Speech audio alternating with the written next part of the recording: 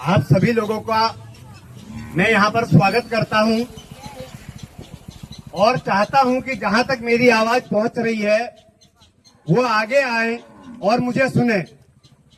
मेरे मुद्दे क्या है, किन बातों को लेकर मैं यहाँ पर खड़ा हुआ हूँ, मैं क्या कर रहा हूँ, क्यों लड़ रहा हूँ, ये जानना आपका अधिकार है और मैं हर बात आपको खुलकर समझाऊंगा। मेरा नाम डॉक्टर भुदलाकोटी है। मैं सितारगंज में रहता हूँ, गन्ना सोसाइटी के सामने। तो इससे एक बात पता चलती है कि मैं लोकल का कैंडिडेट हूँ, जिसका घर आपका घर जैसा है, जो आपके बीच में आज भी अकेला खड़ा है और कल भी अकेला खड़ा मिलेगा, क्योंकि मुझ में दम है। इस बात को मैं पहले भी कहता था और आज भी कहता हूँ, और ये बात मेरे दिल से निकल रही है और उसकी आवाज महसूस की जा सकती है। अभी मैंने आपको एक गाना सुनाया था जो आज के देश के हालात बयां करता है। ये हमको और तुमको खूब लड़ाएंगे, ये कुर्सी के भूखे देश बेच खाएंगे। यही हो रहा है। हिंदू और मुसलमान के बीच इतनी बड़ी दीवार खींच दी गई है जिसको भर पाना अब मुश्किल है। 70-75 सालों से कांग्रेस ने, मैं खुद कांग्रेसी, मेरा पूरा खानदान कांग्रेसी, और मुझे गर्व है इस पर कि उसकी विचारधारा मेरे रग रग में बहती है। हमने हमेशा नारा दिया, मजहब नहीं सिखाता आपस में बैर रखना, हिंदी है हम, वतन है हिंदुस्तान हमारा। और हमारा नारा सच था, क्योंकि ये आपस में जोड़ने की बात करता था, भाईचारे की बात करता था। भाईचारे का मतलब है जैसे एक भाई अपने सगे भाई के साथ व्यवहार करता है, ऐसे ही धार्मिक रूप से भाई समझा जाए और एक धर्म का आदमी दूसरे धर्म के आदमी के साथ वैसा ही व्यवहार करे जैसे हम अपने सगे परिवार के अंदर चाहते हैं। इसे भाईचारा कहते हैं। मुद्दे बड़े साफ हैं। 2014 के बाद देश में मोदी जी की सरकार आती है और इसे चुनने वाले हम और आप दोनों हैं, और उसका खामियाजा ये है कि 11 साल के बाद आज देश बर्बादी की कगार पे पहुंच चुका है। धार्मिक रूप से अत्याचार ने आम आदमी की कमर तोड़ दी। महंगाई क्या क्या बताने के लिए है, लेकिन मेरा नारा बड़ा साफ है। मैं विकास की बात करता हूं और मुझे विकास के आगे कोई बातें समझ में नहीं आती। मेरे लिए कहीं कोई मुद्दा नहीं है, मेरे लिए सिर्फ एक मुद्दा है, विकास का मुद्दा। और हर चीज के दो पहलू होते हैं। इसी तरीके से जो समझाऊंगा उसके दो पहलू हैं और दोनों पहलुओं पर बात करूंगा। पहला मुद्दा है मेरे लिए शिक्षा को सुधारने का मुद्दा, और हमेशा से रहा है। जो एजुकेशन में अपने बच्चों के लिए चाहता हूं, वैसी एजुकेशन में गांव के, शहर के, देश के बच्चों के लिए चाहता हूं। और वो एजुकेशन सिखाती है कि सारे के सारे सरकारी स्कूलों को इंग्लिश मीडियम बना दिया जाए। क्यों मेरे गांव का बच्चा शहर के महंगे स्कूलों में पढ़े, जबकि उसके माँ बाप की औकात फीस भरने की नहीं है? तो क्यों नहीं हम सरकारी स्कूलों को इंग्लिश मीडियम बना देते हैं?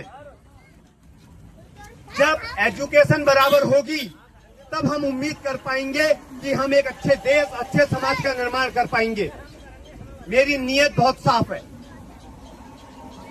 दूसरा मेरा मुद्दा एजुकेशन से रिलेटेड ही है, जहां पर प्राइमरी स्कूलों को नर्सरी, एलकेजी और यूकेजी के साथ जोड़ दिया जाए। क्यों वो 1st से 5 तक चलता है, वहां पर नर्सरी, एलकेजी, यूकेजी भी चले, ताकि बच्चा छोटे से ही वहां पर एजुकेशन ले। तीसरी चीज है स्कूल का इंफ्रास्ट्रक्चर। स्कूल के इंफ्रास्ट्रक्चर पर बात करनी होगी।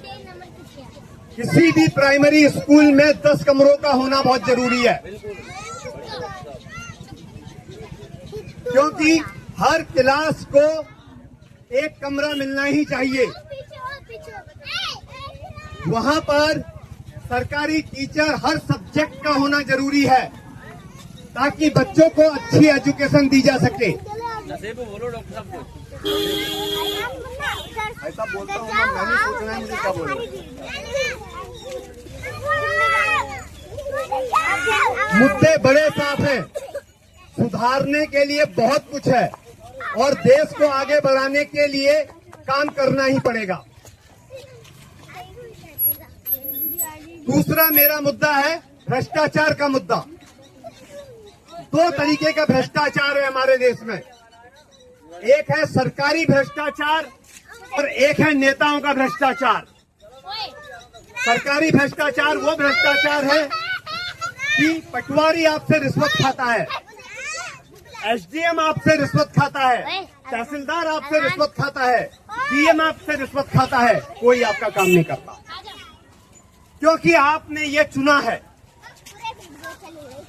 आपने जिन नुमाइंदों को अपने लिए लड़ने के लिए चुना है, उनमें कुछ कहने का दम है ही नहीं। उन्हें ये पता ही नहीं है बात किस बात पे करनी है, आपके लिए लड़ना कैसे है। इसका खामियाजा भुगतते रहना होगा और भुगत रहे हैं। दूसरा है नेताओं का भ्रष्टाचार। और नेताओं का भ्रष्टाचार क्या है, उसमें आप लोग भी शामिल हैं। इलेक्शन का जब टाइम आता है, आपके गांव का ग्राम प्रधान 20 लाख 50 लाख रुपए खर्च करता है। एक गाना है, जो बोएगा वही काटेगा, तेरा किया तेरे पास आएगा। उसने पैसा बोया है, जब 500,000 रुपए लिफाफे में डालकर आपके घर पहुंचता है तो उसने नोट बोए हैं। अब 5 साल नोट ही काटेगा, इसलिए उसके पास बंगला है, गाड़ी है, जमीनें हैं, मकान है, खेत हैं, खलिहान हैं।